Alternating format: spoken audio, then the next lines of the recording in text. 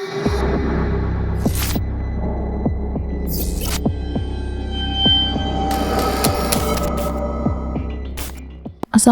warahmatullahi wabarakatuh. Jumpa bersama saya Haza di channel Untung Ditonton. Bagi yang baru nonton, saya ucapkan selamat datang di channel ini.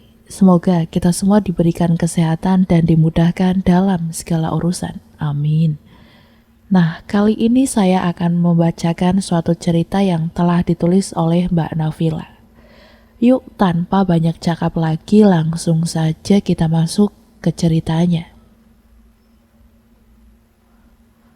Musik dangdut saat ini berkembang menjadi musik koplo di daerah pesisir pantai utara atau Pantura, Jawa Timur. Berangkat dari popularitas dangdut koplo di kawasan Pantura, banyak sastrawan tanah air ingin mengangkat pentas musik dangdut ke dalam aksi panggung sebagai sebuah cerita di program Indonesia. Mengambil sudut pandang musik dangdut Pantura merupakan cermin budaya dan gambaran sosial masyarakat pesisir sebagai dasar cerita. Persaingan Nela dan Silir, dua biduan kampung yang bermimpi ingin terkenal sebagai penyanyi dangdut. Keduanya terpesona dengan kesuksesan sebagai biduan ternama, sehingga mereka terobsesi menjadi artis yang terlihat gemerlap di bawah sorot lampu panggung dan kamera televisi.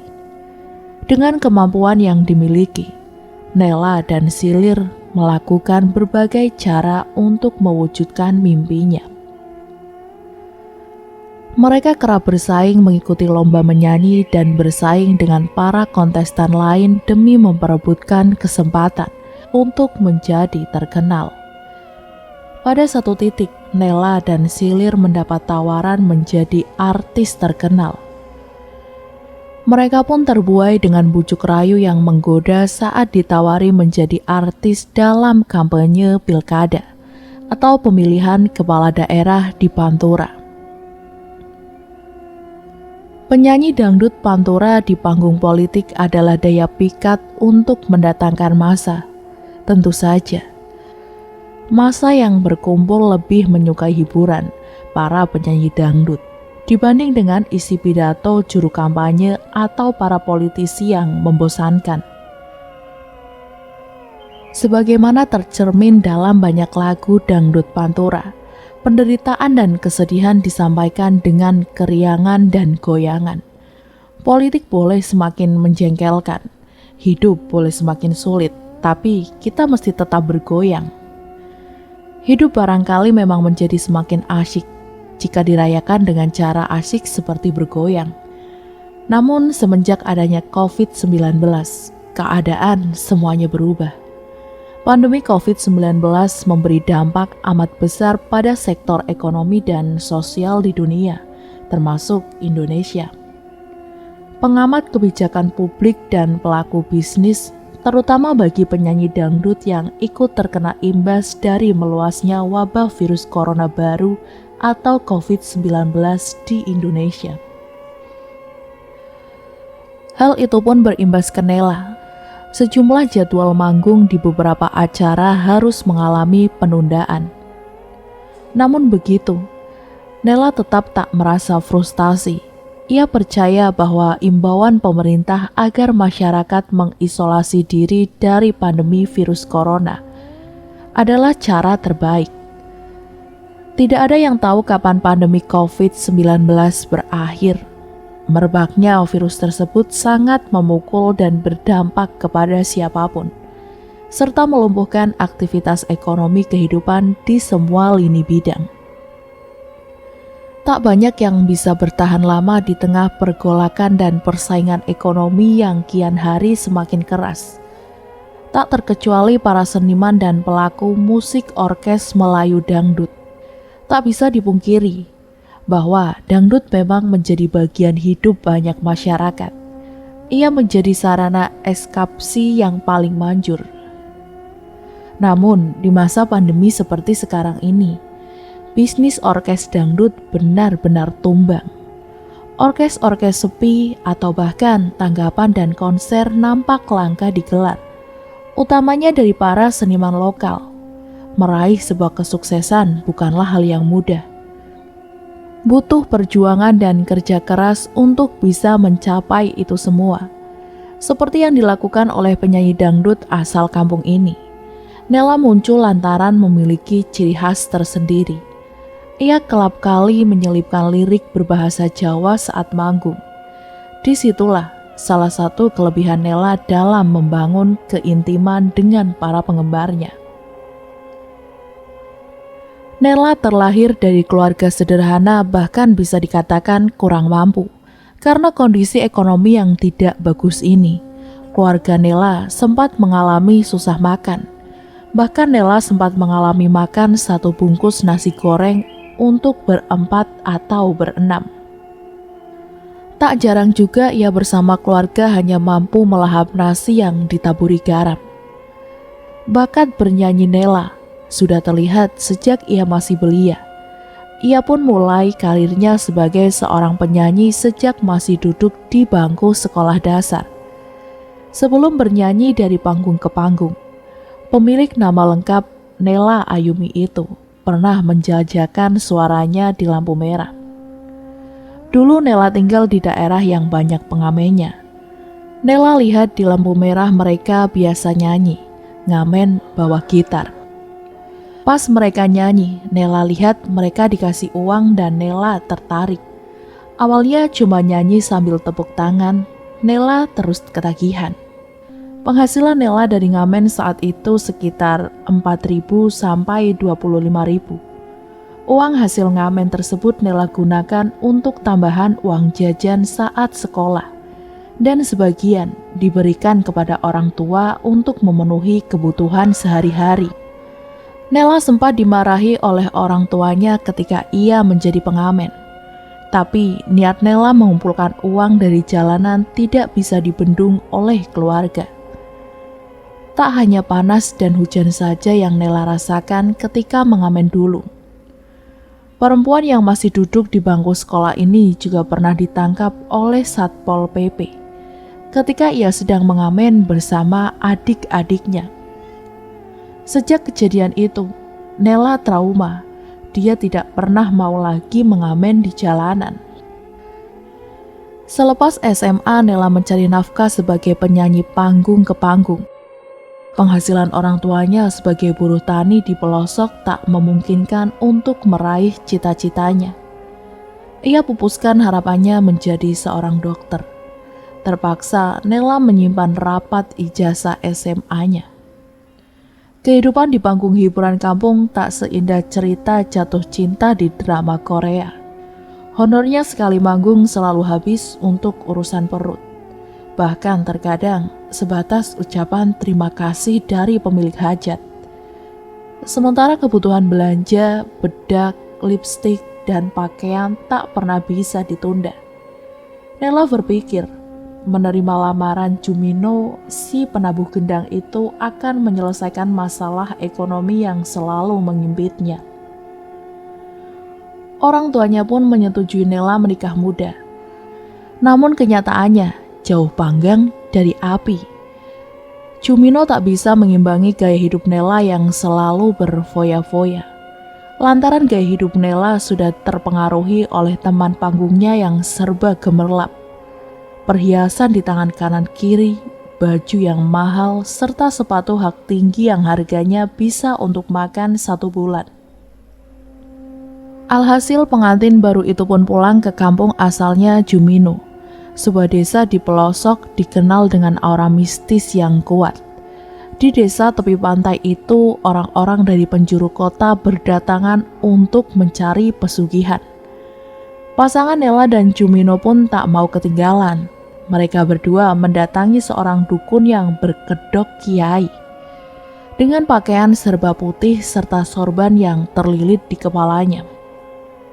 Mudah saja memberi kalian kesempatan untuk menikmati kekayaan. Melalui media yang aku berikan, Nela akan menuju popularitasnya tanpa butuh waktu lama. Jelas Kiai Kamal. Lalu berapa lama aku melenggang menjadi penyanyi terkenal Kiai? Aku ingin segera mengorbit dengan lagu-lagu hits. Aku ingin dipuja-puji dan dirindukan oleh penggemar. Tanya Nela. Dalam waktu singkat, tak sampai 6 bulan. Kamu tenang saja, kata Kiai Kamal. Tetapi semuanya ini ada imbalannya. Tak ada makan siang yang gratis. Keturunan kalian yang akan menanggungnya. Tuturnya lebih lanjut. Kiai Kamal memberikan persyaratan cukup berat. Namun tekad keduanya yang sudah bulat tak tergoyahkan lagi. Apapun resikonya, keduanya siap menghadapinya. Semenjak melakukan ritual itu, tawaran manggung Nela tak ada habisnya. Kelasnya pun tak lagi menghibur di panggung hajatan. Debutnya meluas ke ibu kota. Nela dilirik oleh produser musik ternama. Album perdana yang diluncurkan meledak di pasaran. Penjualan melebihi target, akun sosmed di YouTube mencapai jutaan subscriber. Nela berada di puncak popularitasnya. Mereka pun hijrah ke ibu kota. Nela dan Jumino menjadi pasangan yang kaya raya. Selain rumah megah di ibu kota, mereka membangun rumah mewah di desa. Crazy Rich, sebutan yang disematkan keduanya oleh orang-orang desa. Membeli deretan sawah, memberangkatkan polsir satu kampung, dan memberikan ratusan paket sembako kerap kali dilakukan keduanya. Dengan cara itu, Nela dan Jumino berhasil mencuri hati penduduk kampung. Dengan sekejap, keduanya menjadi primadona kampung. Ritual pesugihan yang dilakukan Nela dan sang suami di salah satu tempat di seputar kawasan yang kini menjadi ramai. Tempat pesugihan di wilayah itu berada di lembah sungai. Orang yang mau menjalani pesugihan dengan sang penunggu terlebih dahulu mendatangi juru kunci untuk mengetahui arahan dan caranya. Kemudian setelah sepakat dengan arahan dan berbagai cara, pelaku pesugihan melakukan ritual khusus. Dalam ritualnya itu, pelaku menyiapkan sesajen berupa kembang dan kemenyan. Prosesi ritual yang paling utama harus siap bertemu dengan sang penunggu. Dan untuk menghadirkan penunggu itu tugas kuncen.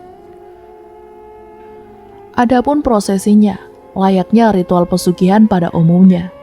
Saat Nela ritual, ia ditemui oleh Raja Ular yang berubah menjadi laki-laki tampan.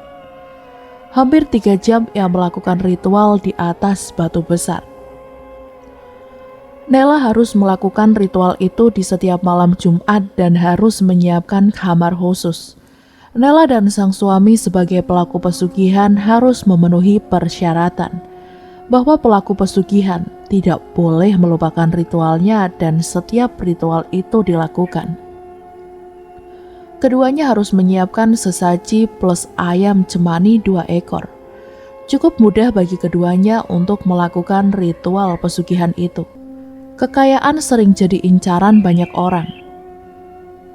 Seperti Nela yang kini sudah menjadi orang kaya, namun bagi dirinya, kekayaan yang dimilikinya belum seberapa.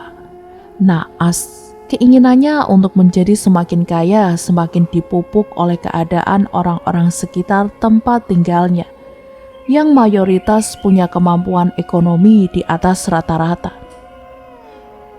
Di sisi lain, maka mulailah Nela mencari job tambahan, yaitu menyanyi di kota-kota yang tak jauh dari rumahnya.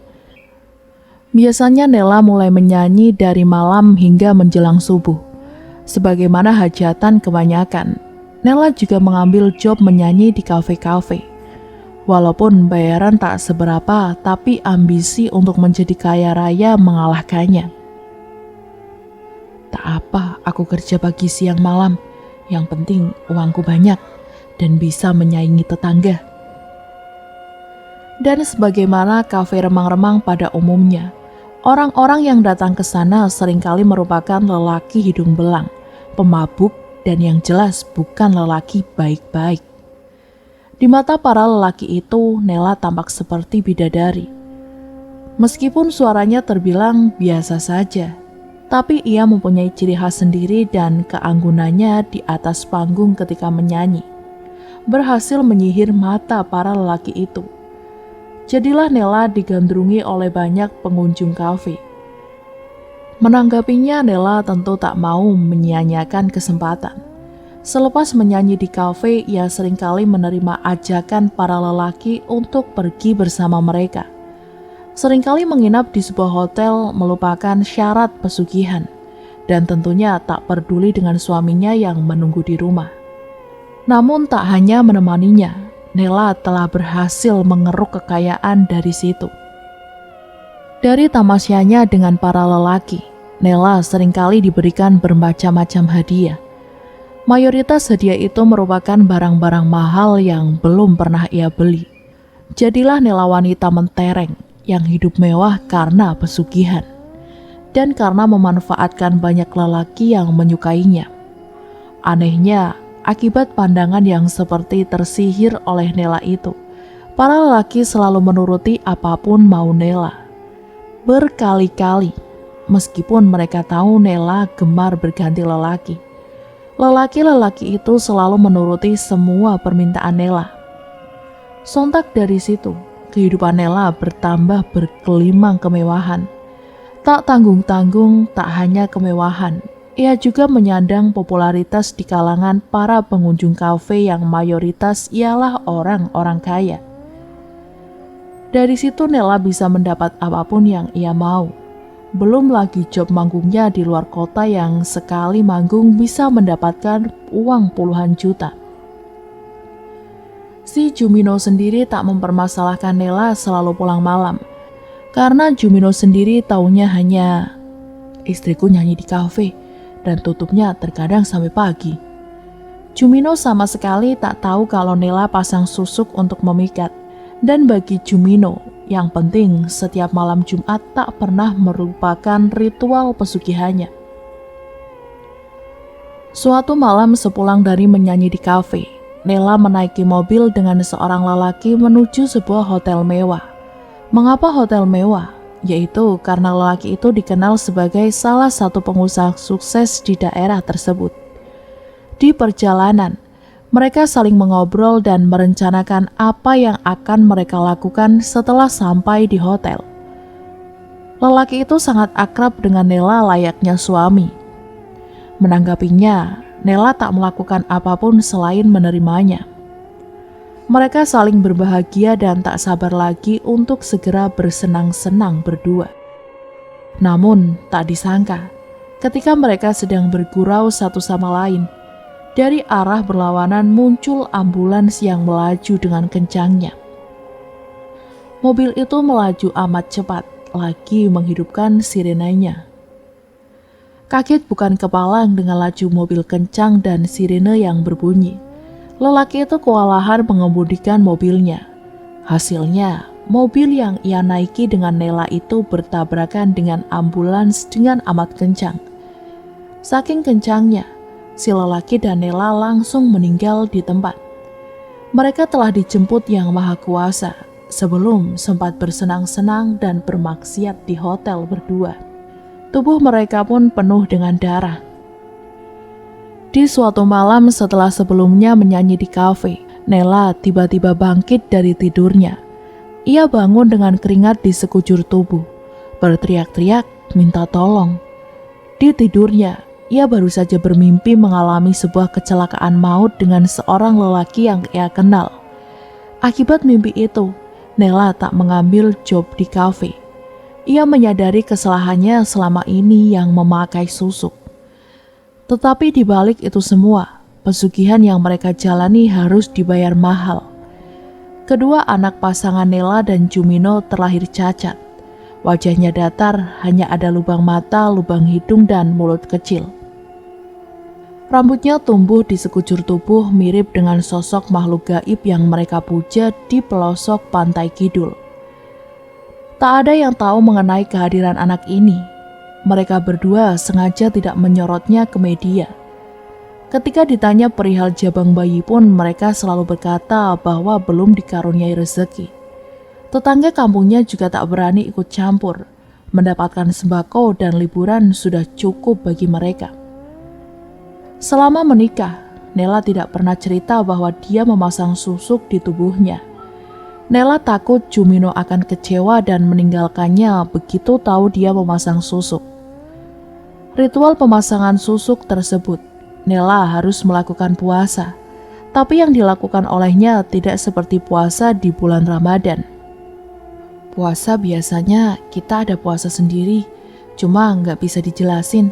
Ada tahapan yang harus dilakukan sebelum kita mau pasang, ujar Nela. Waktu memulai puasanya pun ditentukan oleh orang pintar yang mau memasangkan susuk pengasih untuknya. Beberapa laku spiritual seperti semedi memang membutuhkan ritual seperti puasa untuk penyucian jiwa sebelum mendapatkan hal yang berbau mistis. Sama halnya dengan memasang susuk pengasih, sebab yang akan diterimanya adalah benda yang berbau mistis pula. 3 hari sebelum pemasangan susuk itu, Nela harus berpuasa terlebih dahulu. Habis puasa nanti datang lagi menemui sang laku spiritual dan harinya pun disamakan dengan wetonnya Nela. Tidak bisa sembarang hari. Beberapa minggu setelah Nela mengalami mimpi kecelakaan, Jumino akhirnya tahu juga tentang susuk yang terpasang di tubuh istrinya. Lantaran saat mereka sedang bercinta, saat itu Jumino merasa tak kuat melayani Nela yang begitu beringas.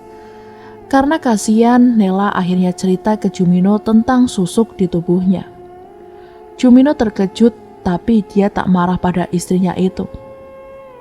Semenjak itu Nela tidak pernah bertemu lagi dengan Pak Tomo, seorang yang membantu memasang susuk pemikatnya. Bukan karena tidak ingin menemuinya, tapi Nela sudah tidak mampu lagi berjalan. Untuk ke kamar mandi saja ia harus dibantu oleh suaminya. Badannya rasanya seperti mau patah. Yang membuatnya tak habis pikir adalah pernyataan dari setiap dokter yang ia temui. Nela sudah pergi ke 3 klinik dan 1 rumah sakit. Namun, tidak ada dokter yang mengetahui penyakit yang ia derita sampai sekarang. Untuk ritual pesugihannya pun sudah jarang dilakoni. Sambil menyesali dosa-dosanya, Nela bangkit dari kasur dan membuang susuk itu.